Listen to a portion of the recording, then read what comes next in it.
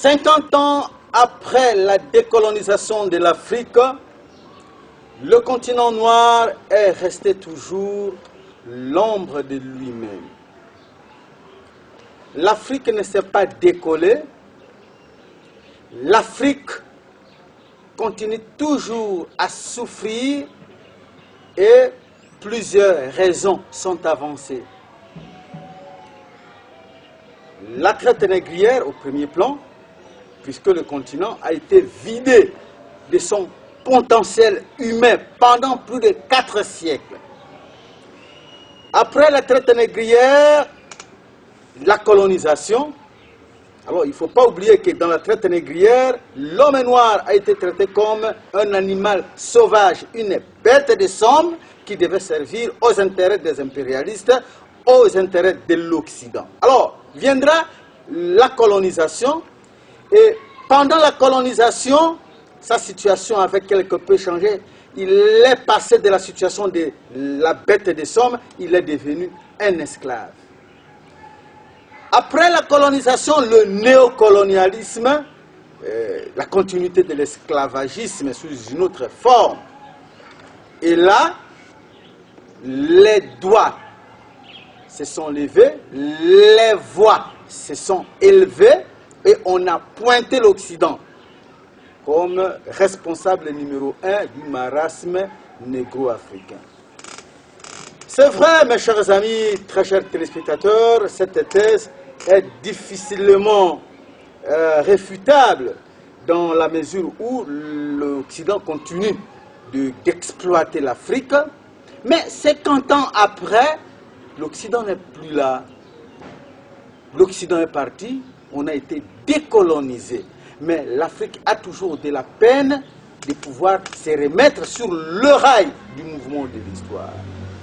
Voilà pourquoi nous avions fait appel, comme toujours, à un grand panafricaniste que vous connaissez déjà, et ça ne serait pratiquement à rien de vous le présenter, M. Yamba Yamba, que vous connaissez. Il se présente aujourd'hui comme le numéro 1 de la défense du panafricanisme, pourquoi pas le numéro 2, pourquoi pas non plus le numéro 3 en RDC, parce que le numéro 4 même n'est pas connu. Et donc, le panafricaniste, voulais-je dire, le plus visible en RDC, c'est lui. M. Yamba Yamba est aussi un opérateur politique, un haut cadre de l'UDPS, le parti au pouvoir en RDC. Et au même moment, il est secrétaire général de l'afrocentricité internationale, mais de lui-même, il est le président de la nouvelle vision panafricaine. Donc, c'est avec lui qu'on va devoir partager ce soir sur ces thèmes de la misère de l'homme noir qui continue. Après le départ, il y a 50 ans, des tortionnaires occidentaux. Alors, M. Yamba Yamba, bonjour. Bonjour. Alors, M. Yamba Yamba, vous venez de suivre un peu le thème que nous vous apportons aujourd'hui. On pointe du doigt, vous pointez du doigt, nous pointons du doigt l'Occident, mais les Occidentaux ne sont pas là. Mais est-ce que vous pouvez aujourd'hui nous expliquer par quel mécanisme ils sont là sans être là, et par quel mécanisme parviennent-ils à nous garder toujours et toujours dans leur prise de soumission? Comment ils le font? Merci beaucoup. Merci encore une fois de venir pour qu'on échange sur ces questions qui intéressent notre peuple, le peuple africain, le peuple noir du monde. Parce qu'il est anormal que parmi les races qui existent, ce soit une race qui aujourd'hui visiblement est la plus malheureuse, la plus misérable. Cela pousse à des questions, cela pousse à des interrogations. Croyez-moi, il ne faut pas s'élever. Nous avons connu un moment de l'histoire le plus angélique. L'Afrique noire de l'Égypte antique avait connu de prouesses. C'était une puissance, j'allais dire la plus grande puissance du monde. Vous connaissez que la médecine, les mathématiques, l'astronomie, l'écriture, c'était africain. Et tous ces gens qui se disent aujourd'hui des précurseurs, n'est-ce pas, de la civilisation universelle, venaient en Afrique apprendre des choses, etc. Mais à un moment donné, l'Afrique a connu de sérieux problèmes à cause des agressions. Pour ne pas vous renvoyer dans l'histoire ancienne, mais quand même une histoire récente, en tout cas depuis la naissance de Jésus-Christ, nous avons connu que l'Afrique a connu deux types d'esclavage. Il y a l'esclavage arabo-musulman, qui a daté 14 siècles, et l'esclavage occidental. Des enfants d'Israël. Des enfants d'Israël. Des enfants d'Abraham. D'ici, les enfants ou descendants d'Abraham. Tout à fait. Et donc, ça fait, depuis le 15e siècle en tout cas, jusqu'au 18e siècle. Et ça se transforme comme un caméléon. Hein. Quand c'est la couleur rouge, il se transforme en couleur rouge et pourtant il est toujours son. Ils ont la même couleur en termes de contenu de ce qu'ils veulent et les résultats qu'ils veulent avoir. Et donc, nous avons connu trois périodes qui relèvent véritablement de la révolution occidentale. La première révolution, c'est la révolution commerciale. L'Occident avait besoin, dans cette révolution commerciale, des hommes et des femmes qui doivent travailler dans leurs plantations. Et donc, les Européens sont venus pour chercher des hommes. C'est comme ça que vous avez vu, ils ont mis au devant de la scène la religion, et une façon de nous capturer. Et les gens qui résistaient naturellement, on coupait les doigts, on coupait les mains, etc. On travaillait dans le sens d'aller travailler aux Amériques.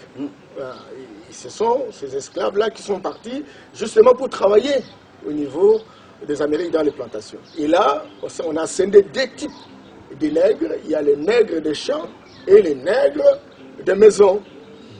Donc j'allais dire les esclaves des champs et les esclaves de maison. Les esclaves des champs, c'est qui véritablement devraient travailler durement pour qu'on puisse avoir les récoltes nécessaires au service, n'est-ce pas, du patron. Mais il y a aussi les esclaves de maison qui sont des domestiques, qui devraient apprendre comment mangent les patrons, qui devraient avoir une certaine propriété, etc. Et donc, ils ont aussi créé une sorte de dissension entre les esclaves des champs et les esclaves de maison. Ils les ont divisés comme ça. Ils les ont divisés. Et c'est comme ça qu'ils ont mené. Vous savez, les Belges, quand ils étaient ici, il y avait même une classe désévoluée. Ce qui était plus proche du blanc et ce qui devrait vivre dans la périphérie. Donc les sauvages. Bien entendu. Et donc, après cette révolution commerciale, est venue au 19e siècle, au début du 19e siècle, à la fin du 18e siècle, une nouvelle révolution qui est la révolution industrielle. Alors maintenant, il y a une révolution industrielle, on a des industries, il faut avoir des matières premières, etc. On va les avoir où? Voilà, il y a un endroit de prédilection. Là où nous avons déjà capturé des gens, pas moins de 200, 300 millions de personnes. Et donc, il faut maintenant la révolution industrielle. Mais on fait comment? Partageons l'Afrique sur base d'une carte mal dessinée par des personnes qui n'ont jamais été en Afrique, de telle sorte que nous puissions véritablement exploiter leurs matières premières et ramener dans leurs industries pour qu'ils puissent davantage devenir plus riches. Et c'est comme cette révolution industrielle a permis la mise en place de la colonisation. Raison pour laquelle il y a l'Afrique lusophone, il y a l'Afrique anglophone, il y a l'Afrique francophone, etc. Tous ces espaces, et les hommes, et les richesses, les ressources naturelles, etc. Les chiens, les chats, les animaux appartenaient, n'est-ce pas, aux Occidentaux. Donc nous avons été juste comme des animaux dans un zoo. Hein, donc et voilà. Et cette révolution a permis naturellement qu'on puisse nous dépouiller de tout. Et il fallait aussi créer des évolués qui devraient assurer le relais, les contacts, etc. Non, les sous-traitants. Les sous-traitants. De la colonisation. Et alors maintenant, après cette révolution industrielle, est venu le moment des indépendances. Et ce moment des indépendances est caractérisé par la néocolonisation. C'est-à-dire, nous partons parce qu'on s'est rendu compte qu'en fait, l'Allemagne qui était avec eux dans la même approche de colonisation, après la guerre, l'Allemagne s'est repliée. Les colonies allemandes ont été récupérées par d'autres Européens. Mais on s'est rendu compte qu'en peu de temps, l'Allemagne, qui n'était pas plus dans la colonisation, avait augmenté parce qu'ils avaient aussi la responsabilité, en étant dans la colonie, de construire des routes, de construire des écoles, de construire, par exemple, les bâtiments administratifs, etc. Et tout cela coûtait un peu plus cher, ça leur demandait un peu de moyens, ça leur demandait un peu plus d'énergie, etc. Et ils ont fini par réfléchir en disant comment nous pouvons faire pour que nous puissions continuer à avoir les mêmes avantages, mais avec moindre coût.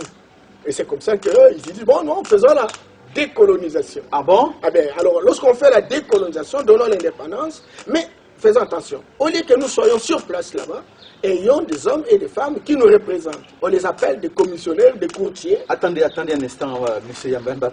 Ça devient tout un coup que je suis en train de découvrir maintenant avec vous les téléspectateurs, parce que à l'école nous avions été formés et on nous a dit que la décolonisation fut un fait de la révolution de l'homme noir lui-même, qui en avait marre d'être toujours et toujours manipulé, traité comme un sous-homme sur ses propres sols.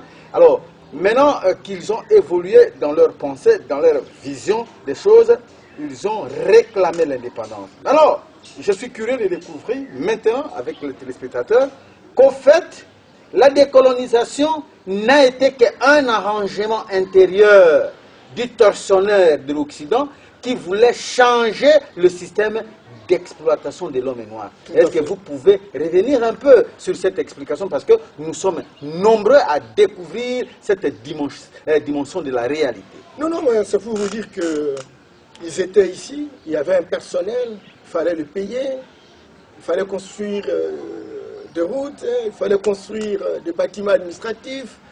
Et ces différentes transactions leur coûtaient horriblement, à la différence par exemple de l'Allemagne qui n'était plus en Afrique et qui visiblement avait pris de l'encenseur.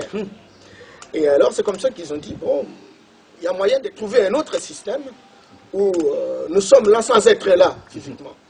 Et alors maintenant choisissons des hommes et des femmes qui peuvent travailler à notre place comme des sous-traitants. Non, ici c'est comme de serviteurs au service de puissance. Et on les appelle des commissionnaires. Hein, ce sont nos dirigeants en fait. Et on les appelle, à langage géopolitique, des héritiers de la colonisation. Et donc, bon, ils ont travaillé, mais... Eux-mêmes, on les appelait les évolués. On les appelait les évolués, et ces évolués deviennent des héritiers. Et pour faire le travail de la colonisation.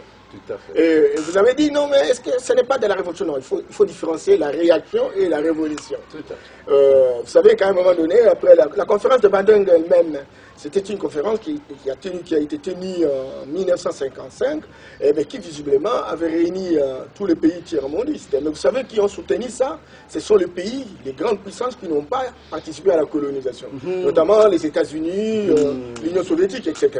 Et donc ils ont soutenu simplement parce que pour qu'on puisse avoir un nouvel arrangement géopolitique qui leur permettent aussi de profiter naturellement. Tout à fait, donc de prendre part sur le cadavre de vautours qui avaient raté le cadavre, ils devaient donc prendre part au cadavre. Alors maintenant, comme les deux grandes puissances qui interviennent maintenant dans cette approche des indépendances, c'est les États-Unis, l'Union soviétique, etc., qu'est-ce qu'il faut faire? Eh bien, il faut monter ce que nous appelons la guerre froide. C'est-à-dire, on signe un calumet de la paix, vous n'arrivez pas chez les pays qui sont de mon obédience, et moi je n'arrive pas chez les pays qui sont de votre obédience. Okay. On appelait ça, d'une part, les progressistes qui étaient derrière les soviétiques, et les modérés qui étaient derrière les Américains. Et alors maintenant, l'idée c'est quoi? L'idée c'est de continuer à faire la colonisation sans être là, prendre des richesses, etc. C'est comme ça que vous avez vu des grandes usines montées sur base des villas de l'Équateur. Vous savez que vous avez vu le diamant, il faut aller envers pour voir les dispositifs de traitement de ce minerai, le cuivre, le cobalt, tous ces minéraux ont été véritablement Donc la décolonisation n'était que pour permettre aux puissances d'entrer dans la danse, pour pouvoir aussi leur ouvrir un petit couloir de consommation des richesses avec lesquelles l'Europe avait connu une certaine croissance économique. On appelle ça le système patrimonial, c'est-à-dire ils ne sont pas ici, mais ils sont représentés par des courtiers et des commissionnaires. Alors les commissionnaires travaillent tout pour être servis de puissance d'argent. Mais les puissances d'argent font tout pour que vous soyez maintenus au pouvoir. Peu importe la volonté de la population, etc. Tant que vous êtes en concordance, vous répondez bien aux intérêts des impérialistes, tant que vous êtes bon et vous êtes démocrate. Et tant que vous ne voulez pas répondre à leurs intérêts, à ce moment-là, vous êtes dictateur. C'est comme ça que des gens comme Lumumba sont morts. Kwame Nkrumah a été mis de côté, Nasser a été tué, vous avez des Sékou Touré, jusqu'aujourd'hui il y a même des problèmes en Guinée, on n'a même pas d'électricité parce qu'il a osé défier Général de Gaulle. Vous avez Modibo Keïta qui est sorti du pouvoir simplement parce qu'il prônait véritablement le panafricanisme ou l'unité de l'Afrique, etc. Et donc, on a continué avec cette guerre froide, on a continué à diviser l'Afrique, raison pour laquelle même les idées de départ, qui étaient censées être des idées de la construction des États-Unis d'Afrique, pilotées par Kwame et compagnie, etc., ces idées n'ont pas réussi. N'ont pas réussi simplement parce qu'il y a un groupe des Morovia, piloté par Senghor, Boigny, etc., tous ces francophones au service de leur puissance coloniale, etc., qui refusaient naturellement qu'on puisse être ensemble. Et vous avez le groupe de Casablanca avec Mohamed V, vous avez des gens comme Kwame Nkrumah, vous avez Sékou Touré, etc., qui voulaient, Sylvanos, etc., qui voulaient en fait qu'il y ait l'unité. On n'a pas réussi, on s'est retrouvé dans un consensus où on a eu l'organisation de l'Union africaine, qui était supportée à 78%, n'est-ce pas, de l'extérieur. Donc ce n'était pas une organisation qui était la nôtre, bien au contraire. Aujourd'hui, tous les fonctionnaires de l'IA, on a même évolué, IA, Union africaine, 90% des fonctionnaires, n'est-ce pas, de l'Union africaine sont payés par l'Union européenne. Les Africains, que vous dites. Oui. Les Africains, bien qu'étant 54 États, sont incapables de se construire un bâtiment qui regrouperait de l'Union africaine. Il fallait les Chinois, etc. Il faut prendre des crédits. Ils sont incapables de cotiser, vous voyez. Et même les fonctionnaires sont payés par l'Union européenne jusqu'à ce jour, à 80%. À 90%. À 90%, s'il vous plaît. C'est pas possible. Et donc, on est resté. Vous voyez que la colonisation continue. Mais aujourd'hui, il y a une nouvelle révolution. C'est comme ça que vous avez vu plusieurs guerres, plusieurs rébellions fomentées par-ci, par-là, etc. Toujours par l'Occident.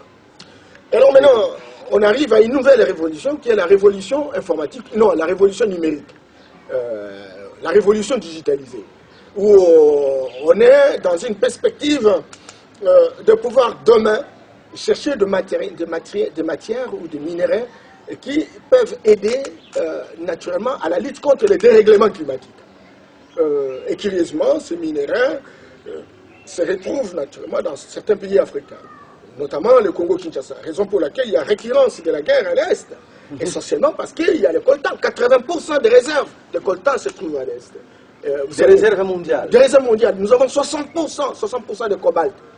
Premier pays producteur de cobalt au monde. Aujourd'hui, le cobalt, sans cobalt, il n'y a pas de batterie électrique. Et sans batterie électrique, il n'y a pas de voiture électrique qui constitue véritablement l'outil de lutte contre les dérèglements climatiques. Et donc cette révolution vient donc aggraver la situation déjà précaire. Comment faire pour continuer à prendre ces ressources? Entre-temps, sur le terrain des jeux, et donc ça ajoute les Asiatiques, notamment la Chine, l'Inde, le Brésil, en Amérique latine, vous avez la Corée du Sud, etc. Mais voilà donc les terrains qui avaient essentiellement les Américains, les Russes, aujourd'hui s'ajoutent les Chinois, s'ajoutent les Indiens, s'ajoutent les Coréens, les Indonésiens et les Européens. On fait comment? La guerre devient très intéressante, il faut que je termine par là, la guerre devient très intéressante. Tout le monde a besoin de ces minéraux. Tout le monde veut se précipiter. Alors qu'est-ce qu'il faut? Eh bien, il faut mettre en place des instruments de pénétration.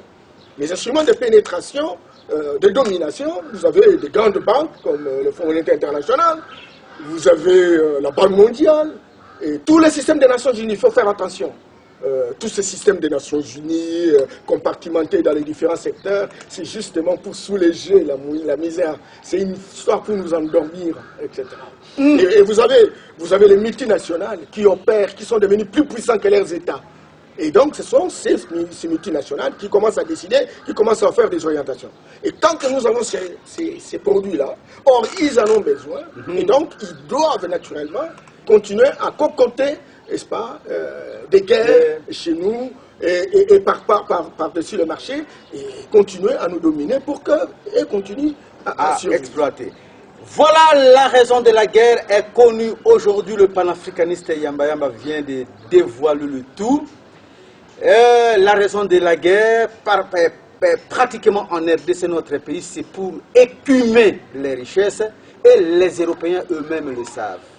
Et donc voilà un Européen, un Français qui explique clairement pourquoi il y a des guerres en Afrique, pourquoi il y a toujours des guerres et des guerres dans les pays les plus riches d'Afrique. Et donc la raison est là, c'est monsieur qui vous nous avez apporté. C'est Michel Collomb. C'est Michel Collomb, un Français qui explique, un Belge qui explique pourquoi il y a des guerres récurrentes dans les pays les plus riches d'Afrique.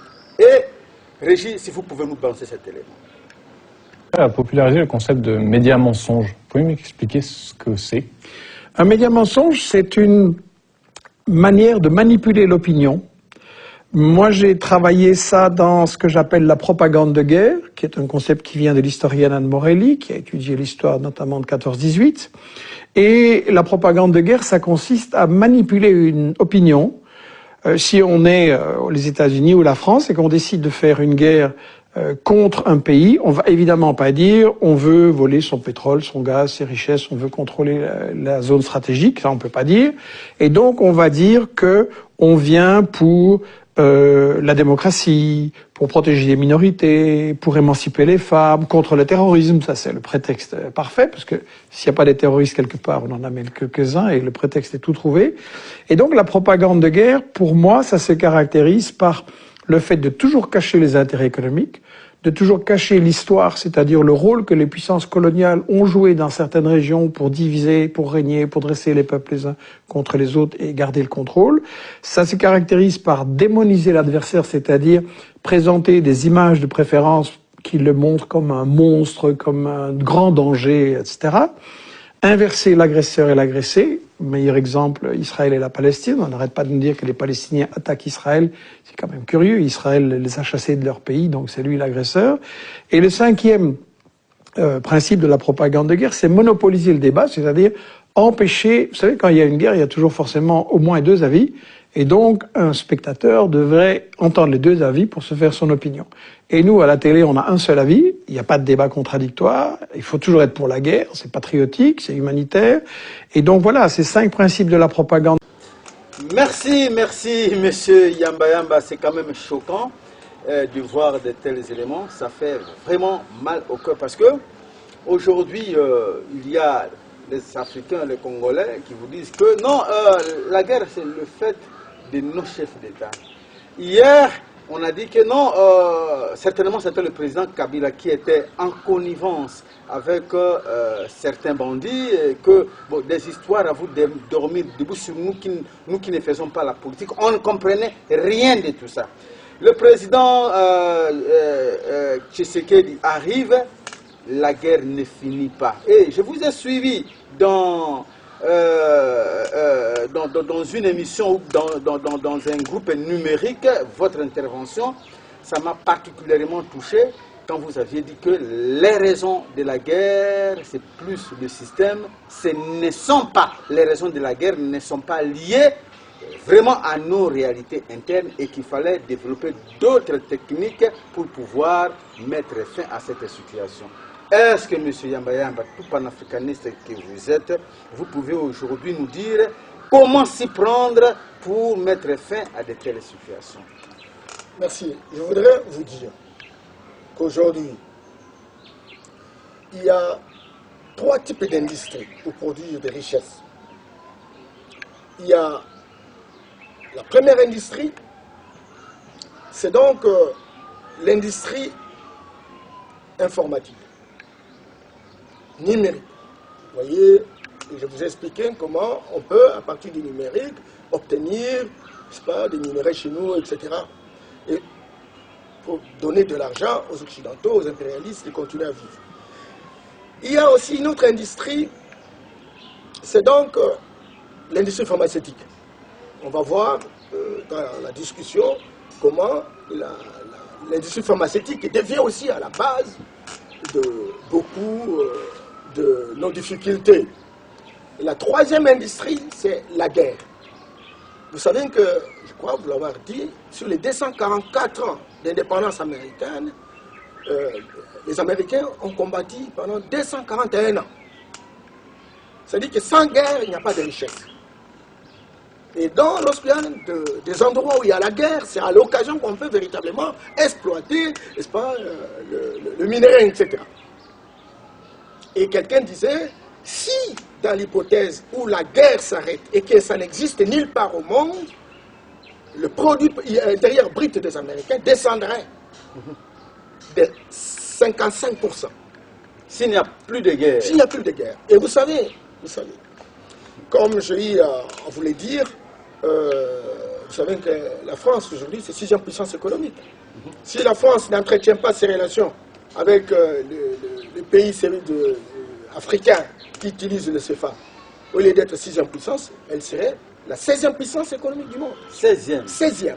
C'est que très clairement, la guerre, la domination, est un processus qui permet véritablement aux impérialistes de maintenir le cap et de continuer à exploiter.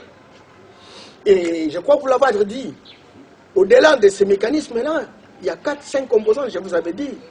La domination spirituelle passe par la religion. On vous montre que c'est les religions qui sont capables de donner la vie. C'est les religions qui peuvent être capables de lutter contre la pauvreté. Or, ces religions sont exclusivistes.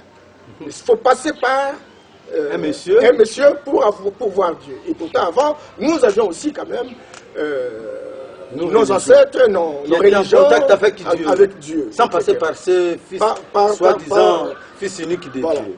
Et donc, il y a la religion, il y a l'école. L'école que nous avons, c'est une école embâtardisée, c'est une école de fabrication de chômeurs de luxe. Cette école ne nous a pas permis d'avoir la valeur ajoutée nécessaire pour transformer notre pays. On nous apprend des choses dont on n'a pas besoin. Vous êtes à Ingene, vous avez la chasse, vous avez la pêche, vous avez, c'est pas l'agriculture, mais on vous donne la section littéraire, la section biochimie, etc. Vous terminez, il faut aller en ville, vous ne trouvez rien.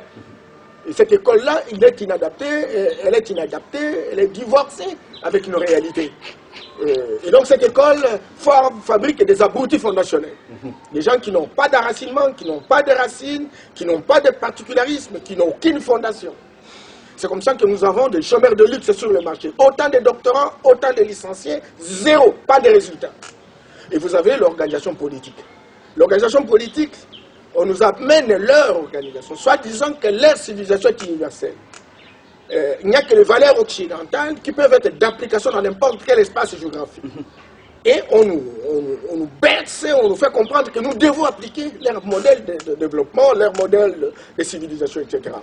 Et c'est comme ça que nous avons adopté la démocratie. Après autant d'années, vous voyez, il n'y a pas de résultat. Et un de leurs compatriotes, Edgar Morin, qui est un juif, l'un des contemporains, des savants les plus contemporains pointis, a démontré aujourd'hui, avec 6 volumes de la méthodologie sur la théorie de la complexité, où il montre que il faut sortir de l'approche cartésienne, ou bien, non. Si vous avez une réalité, il faut savoir qu'en face de vous, il y a une autre réalité. Et s'il y a une autre réalité, il y a donc une autre réalité. Et donc le monde fonctionne dans une approche systémique. Et dans cette systémique, il y a interaction dynamique et chaque espace apporte de quoi il est capable pour redéfinir l'ordre international. Or, l'Occident crie que sa civilisation est universelle. Aujourd'hui, cette civilisation est essoufflée, elle est même démodée, dépassée, etc. Et donc, ils sont même en train de chercher qu'est-ce qu'il faut faire, parce que là, ils ne savent pas, on est pas à un moment de déclin. Et donc, l'organisation politique nous bloque. Il faut faire comme eux. C'est comme ça qu'ils nous donnent des leçons pour dire non, vous êtes démocrate ou vous n'êtes pas démocrate. Il y a aussi les médias. Vous avez suivi ce monsieur, Michel Collomb. qui a étudié justement le média et qui a fini par tirer une conclusion sur les médias occidentaux comme des médias mensonges. Vous avez par exemple CNN, vous avez BBC, vous avez France 24, vous avez Al Jazeera, parce que même les Asiatiques aujourd'hui commencent à emboîter le pas, vous avez le CCTV chinois, etc. Toutes ces télévisions, chacune travaille pour nous endoctriner. C'est un matraquage du cerveau, nous faire croire qu'ils nous aiment, nous faire croire qu'ils sont pour l'humanité, ils souhaitent croire qu'ils ont des stratégies pour nous aider à se développer. Et donc, c'est la pire propagande, parce que derrière ça, il y a des intérêts d'exploitation économique, etc., etc. Et donc, les médias deviennent des médias mensonges. Et lorsqu'il faut soutenir la guerre, parce que la guerre est une industrie de production, etc., ce sont ces médias qui sont utilisés et qui véritablement sont en accointance avec les dirigeants politiques. La perspective, c'est de démontrer que nous sommes pour l'humanité, nous aimons bien les mondes, et c'est comme ça que nous venons intervenir. Vous savez, vous vous rappelez comment Kadhafi a été séquestré, tué, assassiné. Semble-t-il qu'il était en train de tuer ses compatriotes. Rien n'a été démontré qu'il a fait, etc. Et vous avez, dans des moments, l'Irak a été attaqué, et que, soi-disant qu'il avait, je sais pas, des matériels nucléaires, etc., des armes nucléaires, ça n'a rien n'a été démontré. Donc, nous sommes retrouvés dans une situation où vous avez les médias, et ces médias se monopolisent. Entre-temps, on recrute même des relais ici qui font des correspondances pour dire ce qu'eux pensent. Et l'idée de dire non, la Radio France Internationale a dit. Quand la Radio France Internationale a dit, c'est la vérité. Entre-temps, nos dirigeants, nos opérateurs économiques, nos intellectuels, lorsqu'ils passent, par exemple, à France 24, il est merveilleux. Il demande à tout le monde de le suivre. Entre-temps, en Afrique, nous avons, par exemple, comme la chaîne comme Africable, Africa 24, VOS, donc le truc sur la voix de l'Afrique, il y a Africa numéro 1, tout ça. Écoutez, au lieu de passer par nos chaînes pour valoriser ce que nous représentons, rien, on va donner l'argent aux chaînes de mensonges, et quand on leur pose la question, ben pourquoi vous allez là-bas? Non, nos chaînes n'ont pas d'opinion. Mais comment ces chaînes peuvent avoir de l'opinion si vous ne passez pas pour donner un peu d'argent? Monsieur Yamba Yamba, merci beaucoup pour toutes ces explications. Mais alors, il faudra reconnaître quand même quelque chose. Les impérialistes, les néocolonialistes n'ont pas fait que du mal en Afrique. Ils ont sauvé beaucoup de vies aussi, monsieur Yamba Yamba. Vous pouvez le reconnaître avec leur médecine. Avec les vaccinations, ils ont pu arrêter certaines maladies comme la polio. Et alors là, vous allez le mettre dans leur passif ou plutôt dans leur actif? Non, il faut reconnaître. Il faut reconnaître qu'il y a 20 ans, l'Afrique avait environ 500 millions d'habitants. Et l'Occident était plus que nous. L'Europe, etc. Parce qu'aujourd'hui, les États-Unis, c'est 350 à 400 millions, c'est évident. Mais nous, on était moins que l'Europe. Par le fait de leur traite négrière. Traite négrière, on a décidé... tueries comme de Léopold II, plus de 10 millions de morts. Mais il y a 20 ans, nous n'étions pas à ce chiffre-là. C'est vrai que bon, la médecine occidentale a agi chez nous à des moments et on ne sait pas dire que bon, ils n'ont rien fait. Non, non, le matériel, on a vu déjà sauver de la malaria, etc. Mais après une dizaine d'années, aujourd'hui, l'Afrique a 1,250 milliard d'habitants. En 2050, l'Afrique aura 2,5 milliards. En 2100, l'Afrique aura 4,5 milliards. 2 personnes sur 4 seront noires. 2 personnes sur 4. Sur 4 seront noires. C'est que très clairement, et à ce moment-là, vous savez que 60% de la jeunesse africaine, aujourd'hui, l'Afrique aujourd'hui a 60% de la jeunesse, à l'âge de 19 ans environ. Et la moyenne mondiale, c'est 30,4%. 4 ans. Donc 30,4 ans. Et donc, aujourd'hui, s'il y a 60% de jeunes en Afrique, il y a 60% de vieux en Europe. Et donc, la sécurité sociale se fait par des jeunes qui ont la fraîcheur, qui sont capables de travailler et faire payer tous ces veillards qui seront dans les homes de veillards. Alors maintenant, nous, entre-temps, nous montons. Et entre-temps, nos pays sont sous-développés. à cause de cette exploitation de nos richesses. Le chemin qu'il faut prendre, c'est d'aller vers l'Europe, où présumer être paradis. Alors qu'est-ce qu'il faut? Il faut planifier la diminution, naturellement, de la population. De quelle population? La population africaine. Bon, parce que ça risque d'être planifier la diminution de cette population. Bien entendu. Par quel Il y a moyen? une littérature abondante. Ils le font par quel Marie Sévérac, Marie-Claire Sévérac, qui est une géopolitologue, spécialiste des questions de population et de démographie, qui est morte dans des conditions louches, il semble qu'elle a trop dénoncé. Écoutez, montre très clairement qu'il y a des vaccins, il y a des moustiquaires, il y a aussi les aliments. Vous voyez combien nous avons aujourd'hui. Un jeune homme, il souffre de diabète, il souffre de tension, il souffre de ceci, les femmes, des cancers, etc. Et la dame montre que, aujourd'hui, je suivais un spécialiste qui disait que même le rétrovéro, les AR qu'on donne, c'est ça AR-là qui tue. Je me suis beaucoup, mais ce sont des déclarations qui apparaissent un peu scandaleuses, mais je dois vous avouer que ça, c'est les recherches qui sont faites qui démontrent très clairement que les gens meurent plus sur le traitement des sida que le sida. Parce que le sida, c'est un ensemble de maladies. Et donc le traitement tue plus que le virus. Bien entendu. Et encore, il faut rechercher ce virus-là. Parce que c'est un ensemble de maladies qui ne permet pas, n'est-ce pas, la force et la virulence, n'est-ce pas, des anticorps. Je m'excuse beaucoup. Et donc, tout cela faisant commune montre très clairement. Aujourd'hui, on parle de chemtrail. Les chemtrails sont des produits qui sont déversés dans l'atmosphère, soit en disant qu'il faut lutter pour, n'est-ce pas, démolir les gaz à effet de serre qui sont placés dans l'atmosphère. Mais il est démontré également que ces chemtrails-là permettent justement la mort à petit feu des citoyens. Donc, le vaccin aujourd'hui, regardez, vous avez Bill Gates. Bill Gates, c'est le milliardaire, il a centaines de milliards de dollars. Mais qui dit, je prends 96% de mes richesses pour mettre ça dans le domaine de la santé, dans sa fondation. Prenez par exemple Zuckerberg, qui est le président de Facebook, de WhatsApp. Il dit, je prends 99% de mes richesses, or c'est un milliardaire, pour mettre dans ma fondation pour traiter, c'est pas la santé. La santé où? En Afrique. Il faut arrêter. Entre-temps, Bill Gates continue à être milliardaire, Zuckerberg continue à être milliardaire, ils mettent dans la santé. Et quelle est santé? Les Occidentaux s'organisent.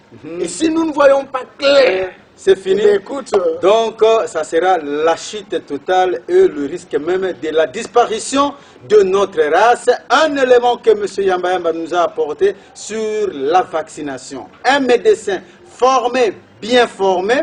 Et là, nous demandons aux autres médecins qui nous suivent dans le cadre de cette émission de porter une contradiction à ces médecins, à votre collègue médecin qui affirme sans rire, sans avoir froid aux yeux, que les vaccinations, surtout les vaccinations des enfants, ne sont là que pour ce malthusianisme, pour cette guerre, pour nourrir cette guerre contre la démographie galopante de l'Afrique. Et donc l'élément est là. Régie, si vous pouvez bien nous balancer cet élément. Qui a eu le courage d'intervenir ce soir que l'escroquerie commence même par la vaccination des enfants. L'enfant naît avec le sang de sa mère et il apprend à développer son système immunitaire au-delà de 6 mois. Quand on vaccine un enfant, c'est pour créer quelle réaction immunitaire? Il n'y a pas de réaction immunitaire avant au moins 6 mois, certains c'est 8 mois. Il faut cesser de réciter les cours et s'humilier en appelant. Heureusement qu'il n'a pas donné son nom, je crois que sa clientèle allait baisser en tant que médecin, parce que c'est grave ce qu'il a dit là. On vaccine les enfants qui ont le sang de leur maman, qui ne produisent pas d'anticorps. C'est une escroquerie, c'est pour les rendre malades et dépendants. Faites une enquête réelle, vous qui nous écoutez là, au-delà des mots et des récitages des cours. L'Afrique est mal partie parce que ça fabrique les réciteurs de cours comme mon collègue qui venait d'appeler là. Il faut qu'il sorte de son cahier et qu'il réfléchisse. Il sait très bien en tant que médecin que l'organisme d'un bébé développe son propre système immunitaire dans les 10 mois et les 8 mois. Quand on vaccine l'enfant, c'est pour créer... On stimule quoi? C'est pour créer quelle réaction au récitage des cours? Et il y a encore une autre préoccupation. Hein. En Afrique aussi, on dit vaccin obligatoire.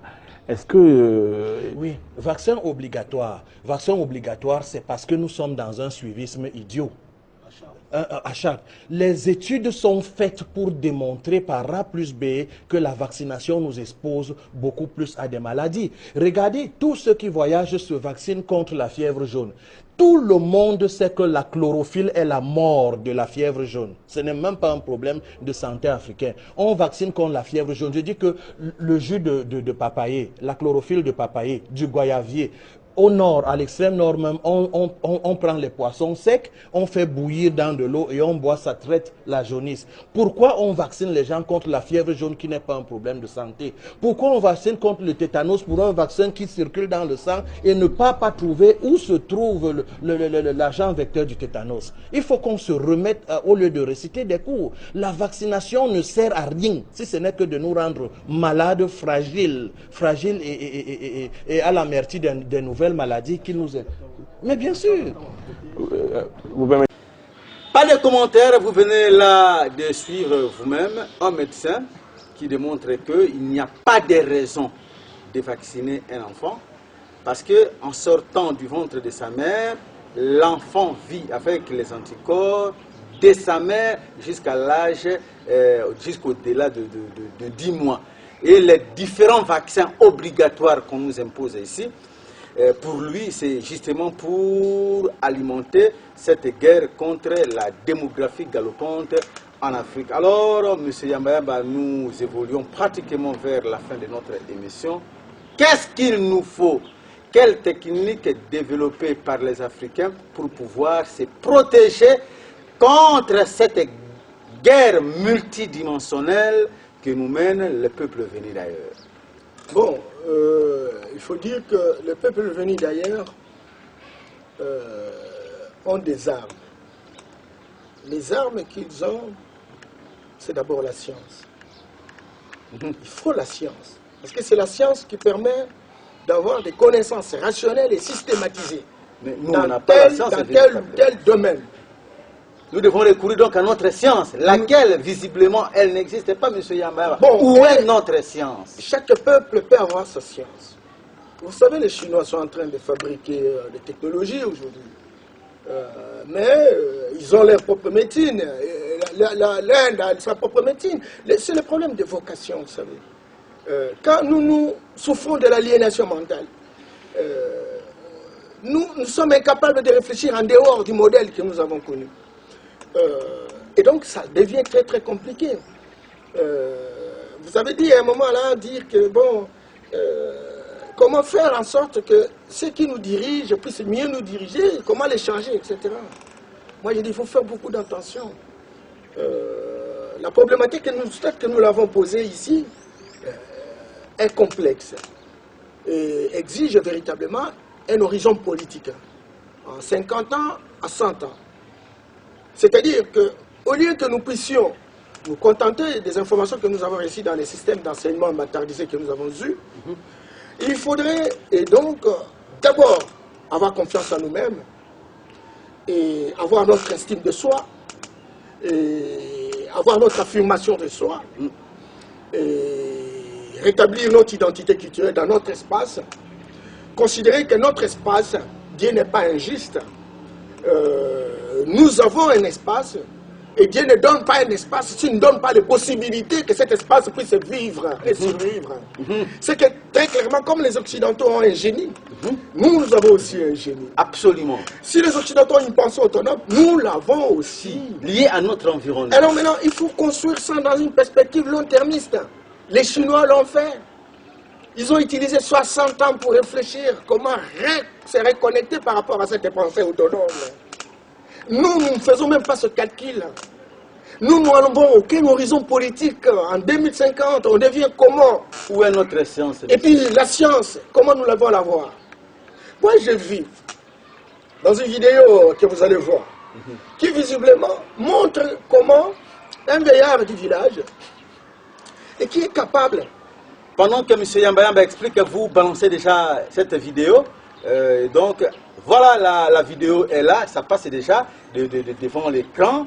Donc, c'est ces vieillards qu'on voit là. Et puis, qu'est-ce qu'il fait? Voilà ce vieillard, avec sa canne, est capable de se placer sur une natte, on le voit déjà. Et de monter. Et il monte déjà, et défie toutes les lois, n'est-ce pas? De Newton, d'Einstein, etc.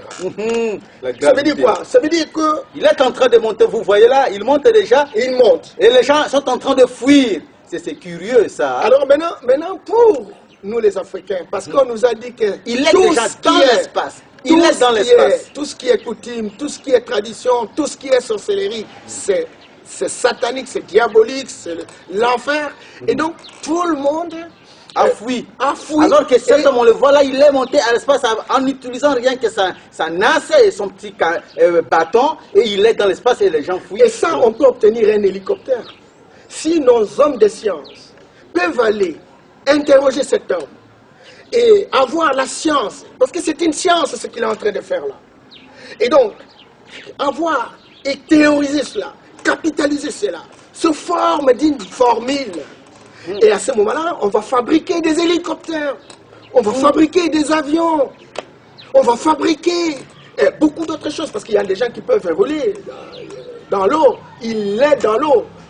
Regardez les bateaux sous-marins qui restent dans l'eau des années, même une année, mon cher ami. Mais c'est de la technologie. Et nous avons... On appelle ça sorcellerie. C'est la sorcellerie. C'est la sorcellerie. Je vous ai donné un exemple, et puis quand je parle de ça, parce que j'ai vu même les gens venir ici chez moi pour dire, écoutez, mais au commis Yandoki, est-ce que vous n'êtes pas dans les sciences? Mais moi je dénonce la maçonnerie, je dénonce, n'est-ce pas, la Rose-Croix, le Mancacar, toutes ces histoires importées qui sont venues nous infantiliser, etc. Moi je dénonce ça, mais j'ai dit, mais n'ayons pas peur. Nous qui sommes des intellectuels, nous qui sommes les dirigeants politiques, de réunir ces gens, de poser, de questionner, pour qu'on puisse capitaliser ça. Comment ça se fait que tu peux se quitter et monter? On peut même fabriquer un avion sans carburant. Au moment où nous avons besoin, par exemple, de lutter contre le dérèglement climatique. Parce qu'on est arrivé à défier même la loi de la gravité. Il monte comme ça sans carburant. Alors c'est déjà toute une chose. Alors maintenant, tout le monde va dire c'est la sorcellerie. Quand vous prenez un morceau de bois, vous appelez au téléphone, c'est la sorcellerie. Mais quand les Blancs fabriquent un téléphone, parce qu'il a mis en nu sa spiritualité authentique, alors là, il en fabrique, c'est la science. Alors il faut qu'on puisse sortir de ça. Il faut que nous puissions nous affirmer. Nous devons nous affirmer. Nous ne devons pas avoir peur. Quand on ne raisonne pas, quand on croit trop, on ne raisonne plus. Raisonnons pour que nous puissions nous sortir vraiment de cette situation. Ça fait des années, des siècles, on ne change pas. Raison pour laquelle nous sommes en train de réfléchir à ciel ouvert, de manière authentique, pour qu'on recherche des solutions. On ne dit pas que c'est la solution des solutions, mais je dis que c'est un début de commencement, et c'est un début de questionnement. Et quand on se questionne, si les gens adhèrent à la réflexion, je pense qu'on aura posé un premier pas, et le premier pas a toujours été le plus long. Merci beaucoup, M. Yamba. Je crois que tout le monde, vous aviez été vraiment content de suivre cet homme tout à fait particulier qui vous développe des thèmes assez particulier, assez inabordable. Vous êtes toujours nombreux à nous appeler et nous profitons de cette occasion pour vous inviter parce que le 28 décembre de cette année, justement à la fin de cette année, le 28 décembre, ça sera la sortie officielle de la nouvelle vision panafricaine de M. Yamba. Et ça sera aussi une grande manifestation de l'afrocentricité internationale dans laquelle il se retrouve comme secrétaire général. Et donc, les professeurs d'université, les animateurs culturels, les journalistes, vous êtes conviés à cette grande sortie. Et le moment viendra, nous allons vous indiquer l'endroit. Et donc, vous pouvez appeler aux numéros qui sont affichés si vous voulez bien faire partie de cette grande conférence de presse et de cette grande sortie médiatique et officielle de la nouvelle vision panafricaine. Nous, on n'a pas de commentaires outre mesure à faire. Vous avez suivi le discours de ces panafricanistes et de cet acteur politique au cadre de PES, président de la nouvelle vision panafricaine et secrétaire général de l'afrocentricité internationale. Pas de commentaires à faire au sujet de tout ce qu'il vient de développer. Sinon, vous demandez tout simplement de suivre nos émissions qui passent chaque mardi à 22h30 au Congo Média Channel, chaque mercredi à la même heure et chaque dimanche aussi à la même heure. Et dans Donja Télévision, ça passe chaque samedi à 12h30 et chaque dimanche à 12h30. D'ici là, nous vous souhaitons le bon week-end pour ceux qui vont nous suivre le samedi.